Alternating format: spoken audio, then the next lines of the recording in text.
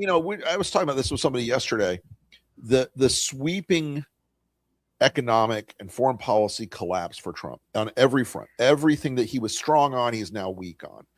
The Democratic Party realizing that they have to have candidates who are strong, like we saw this week with Plattner. They'll take. They really thought that Plattner, this little oppo dump they did on Plattner, was going to take him out, and that the Democrats would be like, "Oh, me too. But they've discovered that the best is the enemy of the good, and so let's have people who can go out there and fight.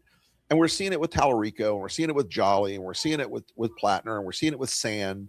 Yeah, I interviewed Josh Turek earlier in the week, and man, impressive guy, like doing the work, right? Even in hard seats.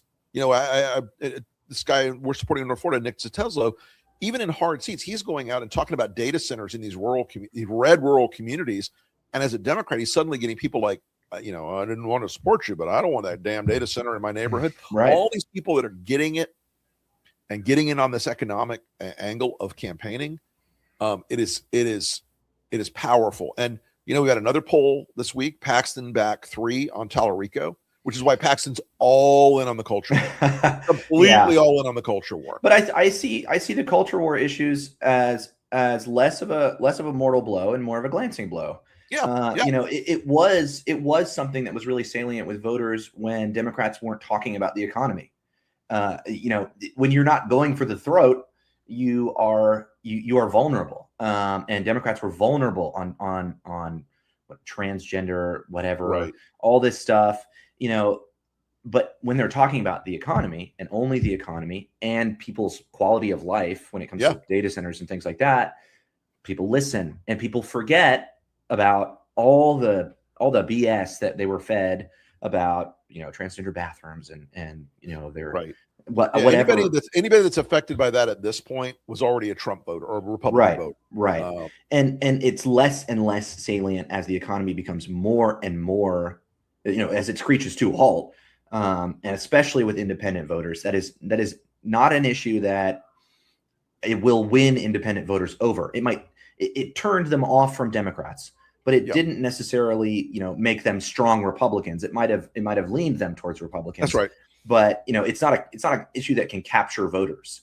And the idea of being able to not fall victim to the Republican sort of Saul Alinsky bullshit tactic of, oh, well, your Democratic candidate is not perfect. You must all stay home now and not vote for him. That doesn't work for people anymore. That's not working like it worked. No, and I think we'll sort of have an equal and opposite effect with Republicans this year staying home. Sure. I strongly expect that these places that they especially need, like the suburbs of medium and small metros, are going to be bloodbaths for Republicans, because that's where these independent voters are. And they're going to lose races they don't see coming. Yes, 100%. Joe Trippi and I were talking about this last night. In 1980, Carter's numbers were in the ditch. We were stuck in a conflict with Iran. Inflation was raging. People were uncertain about the future economically. And on election night, the Democratic Senatorial Committee, they had 2 races on their radar they thought they would lose. Well, they lost 12 seats. Yeah. I really expect that there's going to be surprises on election night in November. And who knows where they'll be? They might be in Texas. They might be in Maine. They might be in Florida. Might be in Kansas. Might be in Kansas. Who knows? Guys, the fact that we're even mentioning the word Kansas, saying the K word is what to say. One of the reddest states in the country is now not one of the reddest states in the country. Something's going on in the Midwest. No, and there was here's a Texas number for you. Yeah, Trump's down 25 in Texas. That's going to be a drag on Ken Paxton. And that's going to be a boon for Tallarico. Because when you have a MAGA candidate, it is a Trump show. Like Ken Paxton is all about Trump. It's all about loyalty to Trump. He's a Trump monkey. He's a Trump monkey. Yeah, exactly. Yeah. Sits in his cage, throws feces, and yells, Trump! And so another thing, I don't think we have any numbers here on this, but it looks like Trump, and we talked about this a few months ago, it looks like Trump is suffering pretty severely in rural areas. And that has a lot to do with these farm bankruptcies, which are connected, of course, to the war in Iran. And we've seen a huge spike in those bankruptcies. And these rural areas that rely on agriculture as their economy are places where, for Georgia, for instance, these are places where Trump padded his win. He went. It's not a lot of votes in these counties. In Georgia, but when you're rolling up 80% of the vote, right? It's 2,000 votes here, 1,400 here, whatever. But he's getting 80% of that, and that pads his win hugely in states like Georgia, Alabama, Texas, Louisiana, anywhere there's Florida, and of course across the Midwest in places like Wisconsin, where there's huge ag industry. He's going to suffer. Republicans will suffer because they can't pad their wins in these states. So there's going to be surprises where Democrats win by a hair. There's going to be elections that we're looking at where Democrats are probably going to win by 3, 4, 5 points. I was told by somebody the other day that the Republican model that they're assuming with Byron Donalds is that he will win 67 to 69% of the vote in the Panhandle, and that's not happening. I don't see it. That is an illusion. I think it is. And Gwen Graham, great pick for David Jolly. Great pick for David Jolly. We're friends of Gwen Graham. We've known Gwen forever. I wish Gwen Graham was our candidate in 2018. I know. Well, here you go. But I wish she'd been the candidate in 2018. We would have a whole different timeline in this country right now if Gwen had been the candidate against DeSantis instead of the Andrew Gillum flash in the pan. Oh God, I was talking about this with Becky last night. How sad it was. I mean, I should have seen it coming because he was missing during one of those storms, and you just knew he was off doing something hinky.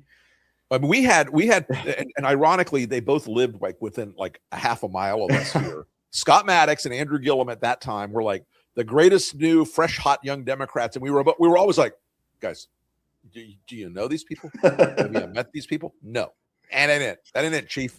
But talking about candidate quality, Democrats have an edge here this year on candidate quality in a lot of places.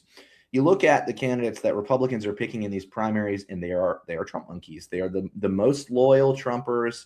They're saying what they have to say to keep Trump on sides, get that endorsement, get that money from MAGA, get that primary, right, and get that primary over with. And those candidates, of course, are still winning, with some exceptions like Randy Feenstra.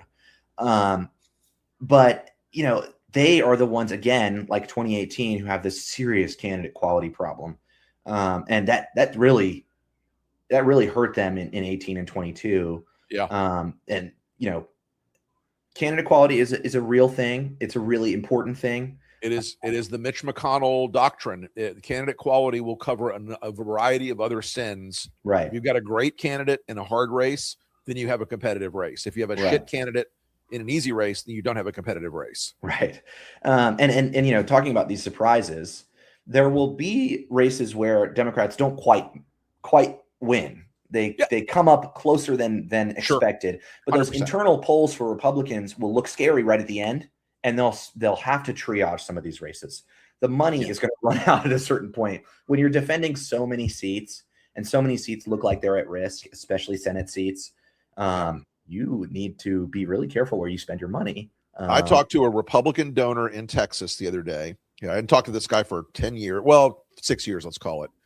I pitched him at the beginning of Lincoln, and he's like, no, come on, man. But I was texting with him yesterday, or Wednesday. I was texting with him actually, and he said the Cornyn and Paxton thing, they just bled us dry on it. No matter which side of the Republican fence you were on, you were getting bled dry. And he's like, and now Paxton wants to raise $200 million in Texas, and he says it's a hard lift for him. I mean, I don't see it happening really. No, it's tough to get. It's tough to get. And look, the economy being what it is, even Texas oil and gas people are like watching their disposable income. Right. Yeah. So, yeah, I think you're right though, and I think one of the things Democrats need to think about is the 2026 races are incredibly important to take back the House and to try to either level the playing field in the Senate or take the Senate. It's still a hard hill, guys. I'm not blowing smoke up, guys. It's still a hard hill to take the Senate. Yeah. We're going to get the House. I feel very good about it. Yeah. I feel like all the numbers are rolling our way. The Senate is in play because the economy is in play in our direction. But I think Democrats also need to have a perspective here. Don't screw it up this year, and you will set yourself up for 2028 in a way where this economic peril that we are in is still going to be the main narrative storyline going into 28.